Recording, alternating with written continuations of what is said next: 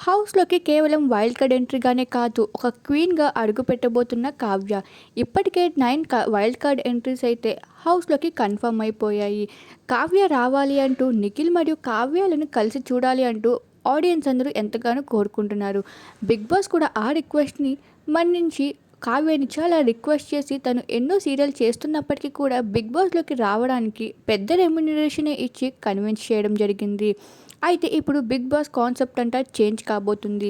ఈ 2 క్లాన్స్‌కి కావ్య క్వీన్‌గా అడుగుపెట్టబోతుంది. మళ్ళీ హౌస్‌మేట్స్‌లోనే ఒక టాస్క్ అయ్యి ఒక కింగ్‌ని కూడా చూస్ చేసుకోవాల్సి ఉంటుంది. అలాగే హౌస్‌లో ఉన్న అమ్మాయిలకి కావ్యాన్ని ఛాలెంజ్ చేసే అవకాశం దక్కుతుంది. ఈ విధంగా బిగ్ బాస్ గేమ్ అయితే ఈసారి మరింత ఇంట్రెస్టింగ్‌గా మారబోతుంది.